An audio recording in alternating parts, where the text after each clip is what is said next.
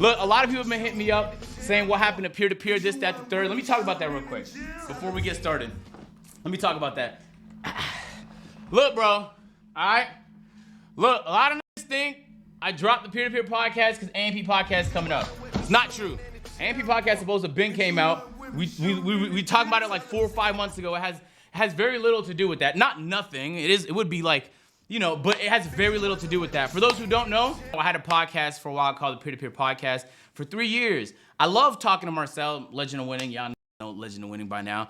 I had a podcast years ago in like 2014 with him called the AO Podcast. That eventually ended. And then I had another podcast with him called Off Top. That eventually ended. Those were sports-heavy podcasts. So I was like, yo, bro, I still want to do... Did I not put out my tweet? I'm so sorry. Oh, I put it up twice. Oh, okay. My fault. So I put up we did another podcast. This time we called it Peer to Peer, and this time it had nothing to do with 2K. It had nothing to do with basketball, nothing. It just had to do with life. And I really wanted to grow in a direction that was distant from 2K. You know, I recognized that, like, it was getting boring talking about 2K all the time. I wanted to do other things. So that's why Peer to Peer was born. Because I was like, yo, Lo, we should do another podcast. Lo's always down to try just do shit with me, and I love talking to Lo. We have conversations all the time, and back then, if you remember, me and Marcel lived together. So it was a pretty layup of a decision, and it was just a little different because neither of us have ever tried anything outside of what we were known for. You know, Lo was known for NBA, I was known for 2K. We're like, fuck it, but let's just do peer-to-peer, and let's have it do nothing with what we did. Like, I don't even want my 2K audience really to be on this channel. I'll do a couple promos for those interested. I'm not gonna badger people or force people. If you wanna pull up to it, you wanna pull up to it. Let's build an organic audience. So over the last almost 3 years, we've done that. And it's been honestly, that's the main reason why I held on to it for as long as I did, because the community was it felt so special, because it takes a certain type of person to like, want to watch an entire podcast. Even me, like most people kind of just watch a podcast once every couple months, shit like that. But the love I will receive from the pod was so different than any other channel I had. And I have so many fucking channels that it made me want to always continue even when I wasn't really enjoying doing the pod anymore. So more so I was doing it for not only the community, but also because people's jobs are involved. You know what I'm saying? And then I just realized like, people are gonna be taken care of regardless. Let me not continue to do something that I'm no longer really interested in just because I'm worried about how it affects other people. Like, Waleed's not gonna be affected regardless. There's gonna be no planet where like Waleed is taking the L because I don't wanna do the podcast no more. So at the end of the day, I just couldn't handle all the priorities on my plate. I'm not gonna lie to you, but it's not just a podcast, even in my personal life. Like, there's times where my mom can't even get a hold of me, and I feel bad. But it's like all the people around me understand that I'm almost always shooting something. But at the same time, like, once you take a step back from content for a second, it hits you like there's so many other things that matter. And sometimes you can't forget about those things because they're also really important. At the end of the day, those are the most important things. If something happened to my brother, for example, I'd be tight that I wasn't willing to or able to help in the way I should have. I wasn't able to provide time, et cetera, et cetera. Talk about John. John's been like brilliant on the podcast. John originally was just supposed to be a producer, right? And we gave him a microphone and a camera, and he became like, honestly, if it wasn't for John, I probably would have left a lot sooner because he just made it so fun to be a part of. Because at the end of the day, the podcast was fun to do. It's just on the list of priorities, I wasn't giving it the attention it deserved, nor was anybody else.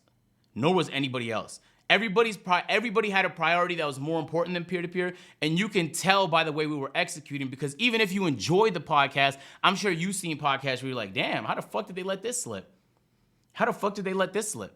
And so it's always my goal anytime I start something for it to last forever, because I don't like starting things that end because it just feels pointless at that point. Why not commit to something that I like seeing long-term prospects. That's the shit that excites me.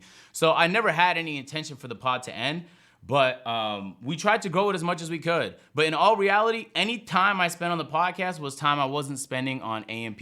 And AMP is demanding. It's time I wasn't spending on Stream. And Stream is demanding. It was time I wasn't spending on many other things I could have been spending my time on. And it just felt like I was half-assing something that deserved serious attention. And I know even though the podcast did good, it couldn't have done great had any one of us been able to give it that attention. So like 6 to 8 months ago, I had a convo with Lo. I was like, yo, I'm just not enjoying it as much.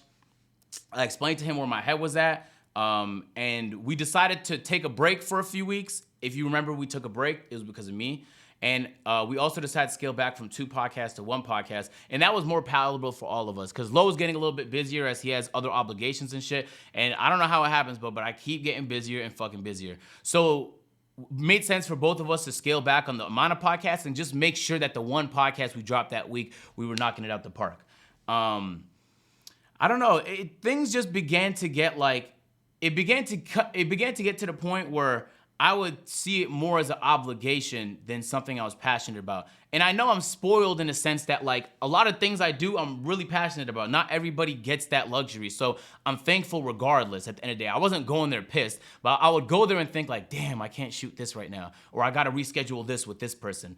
And you do that enough times and it starts to take a toll. But the podcast is especially difficult because when you have guests on a podcast, your guest time becomes a priority. So if this person can only do a pod at this hour and they have to like delay it 2 hours because they missed a flight or they were at the club or whatever the fuck. Now I'm moving on other people's schedule and I'm incredibly busy. So it's like torpedoing my day just trying to get this podcast in. So yeah, anyway, and I felt the same thing happening with Lo. Lo would drop everything the same way. And so I had another convo with Lo like a month ago and I was like, this is where my head's at. And I originally didn't even want to end it for real, obviously, because it's something that I care about and I want things I care about to last forever. That's what gets me excited. And he didn't have much interest in doing the pod without me there. And I wish things like played differently. But to be honest with you, I'm not even in the business of being upset about what was. I'm excited. I'm happy and thankful that even happened, that we were even able to build like a dope ass community just off the strength of us having conversations about things happening in the world or talking to guests.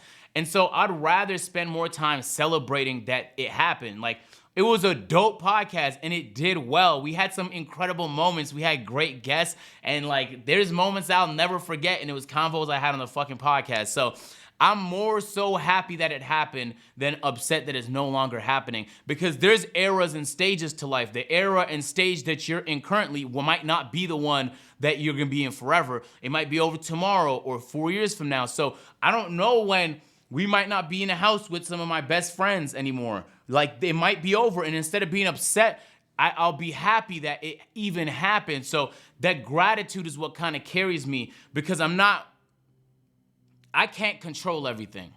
I only could control very little. And so I don't want to pretend like I have the control to get all the results I want all the time and I could always have my way. I don't have this picture perfect worldview.